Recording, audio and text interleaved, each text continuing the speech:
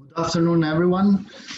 I'm going to present this work with the first author is Walter Zegada Lizarazu, that unfortunately couldn't attend, so I'm going to present for him. And the title is Sunnhemp a valid biomass feedstock in temperate climates? We know that the context in Europe is we have a binding target of 14% share that we should reach for the transport sector regarding the renewable energies, and of which we have a 3.5% of this share that should come from advanced biofuels. Plus, we have some cap obligations binding the crop rotation management and soil nutrients. So in this framework, we know that the demand of lignocellulosic feedstock should increase up to 20 times in the next decades. And the forecasts talk about 100 million hectares that will have to be dedicated to the production of biomass for biofuels. So how is it possible to reach this target that are very, very demanding? We know that in Europe, the arable land are actually widely used, widely managed as with traditional crop rotation, such as maize and wheat. So this traditional rotation leaves some gaps to be filled. There is this possibility to introduce dedicated lignocellulosic crop that can grow within the food crops, so without compete with this food crop, but they can grow in these gaps left by the traditional rotation. And these specific fields specifically tailored and dedicated to the biomass production for biofuels. This is an opportunity. Of course, there are also the possibility to use marginal land, as we heard from the previous session. But in order to reach this demanding target, in our opinion, we should explore all the different possibilities that we have. So which are the characteristics that this crop, this catch crop that should be introduced within the crop rotation should have in order to be eligible, to be good crop for biofuels production? They should be, of course, fast growing and high biomass yielding. They should be resistant, so to pests and to drought possible. And they should require low inputs, and they should be adaptable to the current agricultural production system and to different environment and different kind of soil conditions. So one of these crop is Sunnhemp, Crotalaria juncea, that is originated from India, where it's traditionally grown as a fiber crop. And then it spread also in other subtropical areas of the world, like Brazil or United States, used as a green manure or a forage crop, cover crop. But actually in temperate climates of Europe is not widely known. It's a kind of a new crop for our environments. This crop has got high yields. It is a legume crop, so it has the ability to fix nitrogen into the soil, and plus it can control some root knot nematodes, suppress some kind of weeds, and it is also traditionally cultivated in rotation with crops such as rice, cotton, sugarcane, coffee, and tobacco. So the objective of this work is to characterize the performance of the mentioned crop, Sunnhemp, as a possible feedstock for biofuels in temperate climates. So basically was to test different agronomic input, such as the row spacing, harvest time, different sowing tillages, and 2 different varieties. through 2 years, 2 growing season, 2016 and 2017. So regarding the row spacing, we tested 3 different row spacing, a narrow one, 22.5 centimeters between the rows, a medium, 45 centimeters, and a large, wide, 70 centimeters between the rows. And we tested 3 harvest times on 2 varieties.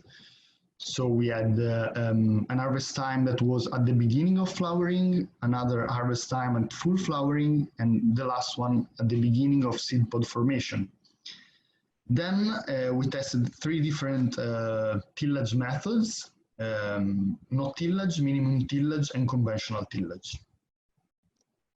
The parameters that we measured to growing season, we test all these different agronomical input are the phenology, plant height, number of leaves and ramification, light interception, leaf area, and biomass yield.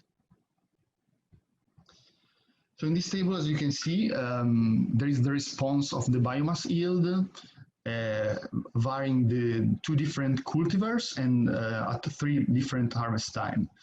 We found that the significance was only between the harvest times, where the crop yielded the highest biomass at full flowering and at seed pod formation. So no interaction were found between the cultivar and the harvest time. Regarding the leaf area index that we measured during the growing season, we found that there is a difference. There are differences between the cultivars. So the Ecofix one was presented a higher leaf area index compared to the Crescent Sunn variety, and the full flowering stage was the stage where the leaf area index was at its maximum. This is the figure representing the light interception at different canopy layers, and it's interesting to imagine the canopy architecture of the plant.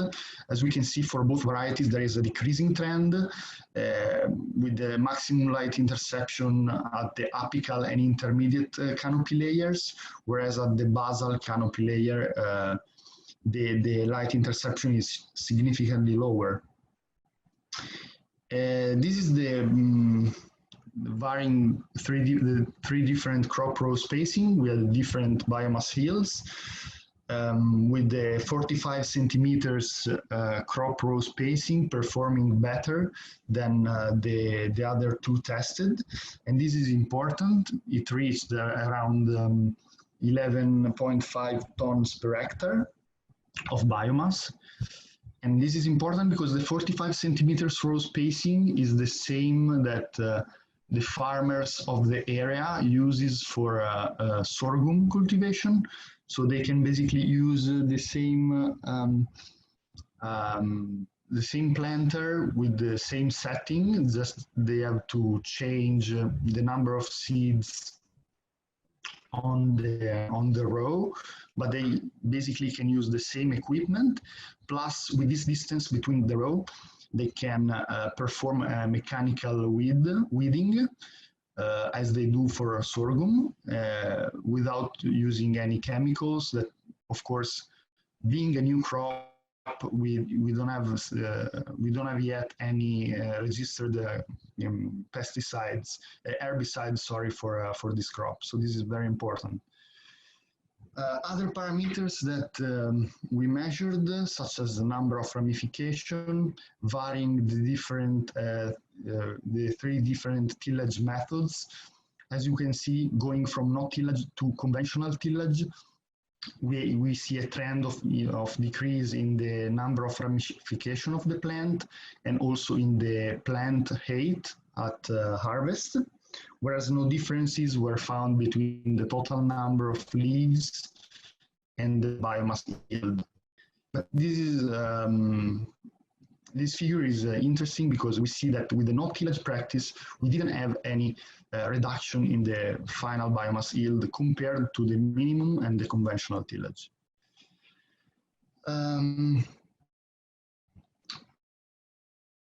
Finally, the light interception changes varying different tillage methods that we adopted. So even the light interception was higher in the no tillage plots compared to the minimum tillage that showed intermediate values, and the conventional tillage that showed the lowest values. So there were a kind of positive correlation between the light interception and the average number of ramification that we measured during the crop growing season.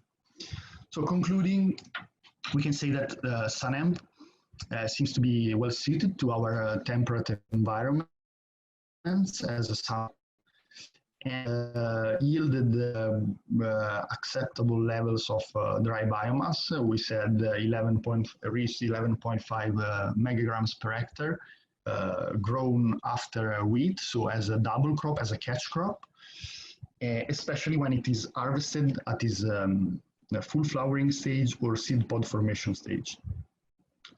Finally, the no-tillage seems to be a feasible practice at our latitudes, and there is a positive correlation between these, between the canopy branching and the interception capacity and the biomass yield. So I would like to thank you for your attention and wait for any question you have.